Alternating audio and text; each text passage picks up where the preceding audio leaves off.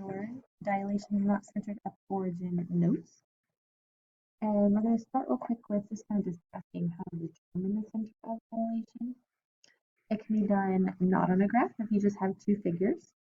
All you're doing is connecting the corresponding vertices. So the B's have to match up B's and the A's.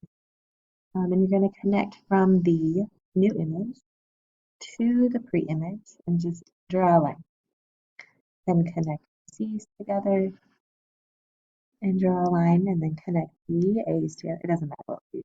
I don't know. And they will meet at a location. So these lines will intersect. So this is the center of dilation. So it's not always going to be inside the figures. It's not always going to look very, I don't want to say proportional. Like this one's way over here. Like that's weird, but it's okay. That's the center of dilation. We can also do the exact same thing on the graph. Connect my points.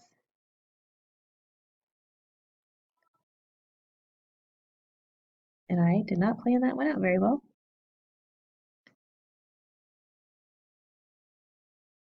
Okay, way to go, Miss Neal. So I'm just going to redraw this line. And so this one, they all meet down there.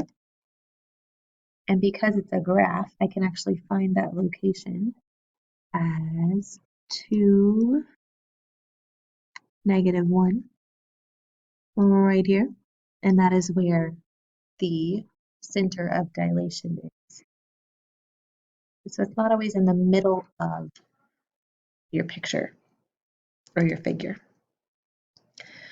So what I want you to do is read through the questions, pause the video, read through the questions, see what you can answer on your own before we kind of discuss it, and then you can go ahead and continue. So I don't have the questions on the slide, so I'll just kind of be talking about the questions. So letter A, is this dilation an enlargement or a reduction? So remember, you have to pay attention to which one has your hash marks or your primes, and the primes are the second figure. So we started with the little one and we got bigger, so that would be an enlargement.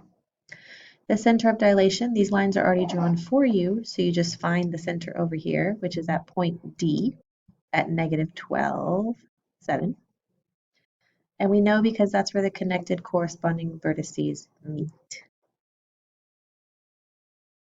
Looking at the side lengths here, how big these are. This one is 3, and this one is 6. So C prime B prime is twice the length of CB. If I compare the other sides the same way, this is 5, and this is 1, 2, 3, 4, 5, 6, 7, 8, 9, 10. 10. Notice that they have the same ratio, so they are proportional. So this one doubled and so did that one. So then I can assume that this one also doubled. Don't forget that there's two ways to find that side. You could either do a squared plus b squared equals c squared, or you could use the distance formula between the points and the lengths of those sides. Not another thing. For the next part, how much longer is db prime than db? So now we're looking at from my center to b prime, or from my center to b. So we could compare the how far they are using distance formula or making right triangles out of these things and comparing those. And spoiler alert, dB prime is twice the length of dB, and it would be the same if I compared all of these things. So the scale factor used is 2. So two different ways to determine the scale factor. One would be to compare the side lengths of your two figures, like we did to start with, the 3 and the 6 and the 5 and the 10. The second way would be to compare the lengths along the lines that you connected to find the origin, and you would get the same. Number 2.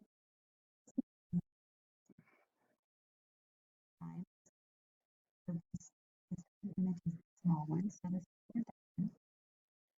And the scale factor used to dilate. So because we have two different ways to do it, using either side links or using these lines, when I look at this picture, I notice that all the lines of the figure are on diagonal. None of them are straight. So I'd have to do quite a bit of work. However, if I look at this line, this is a straight line. That is not a straight line that I just drew though. Hoo-wee. So I can look primarily at that line. I can choose to focus on that line. So if I look from D to X prime, that's 1, 2, 3 spaces. If I look from D to the original X, 1, 2, 3, 4, 5, 6, 7, 8, 9, 10, 11, 12. That is 12 spaces. So remember, you put the new figure over the original figure, then I can reduce that down to 1/4. So my scale factor is 1/4. Now remember, like we talked about before, since I know it's a reduction, I know it has to be something less than 1. So be sure those things always match up. If you think, well, this is 4 times as much, so my scale factor is 4. That means I went from the smaller picture to the bigger picture, which is not what this indicates with the primes. So just be sure that your answers make sense, reasonable answers. And then we determine the scale factor because we know that xd prime, dx prime is 1/4 of dx. So now what you're going to do is pause the video and you're going to go look at number 3 in the hallway, number 4 in the hallway, and number 5 in the hallway. So you're going to do that on your own, then you're going to come back here to talk about a couple more examples. This is a quick check. You should have gotten that the scale factor for 3 was 3. The scale factor for 4 was 1/5, and that this is not a dilation.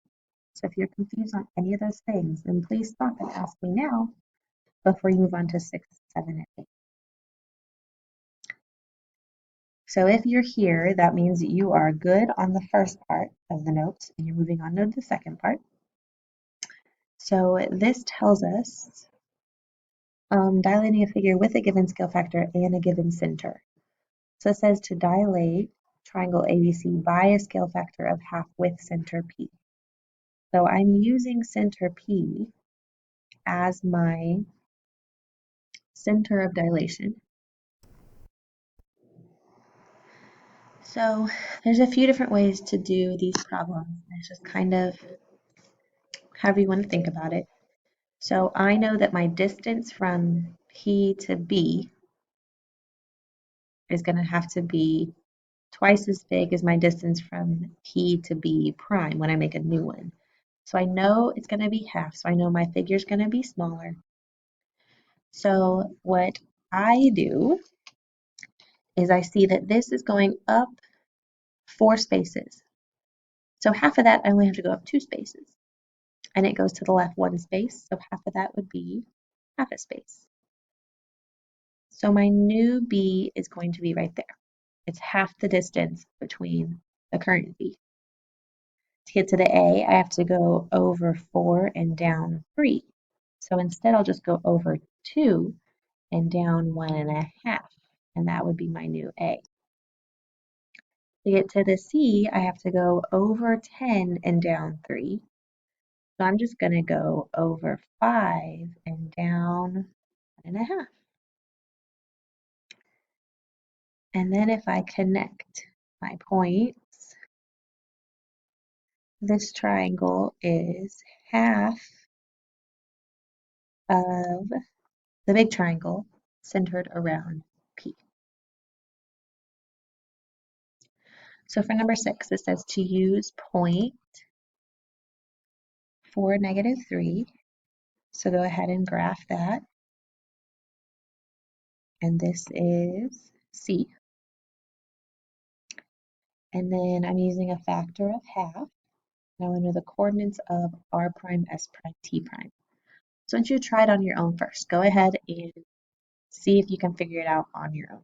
So pause it, do it, and come back to me. Okay, so this is where your new triangle should be. This would be R prime, S prime, and T prime.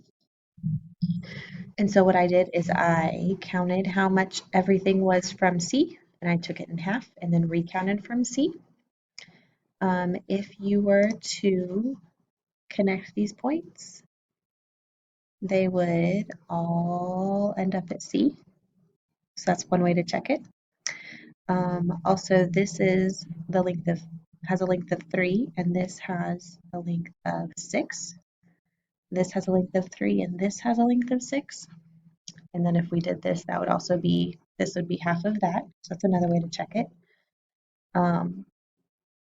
So we can check using the side lengths, we can check using the distances here, we can check by connecting all the lines to see if they all line up to point C still. Lots of different ways to check that out. Number 7, rectangle B is a dilation of rectangle A.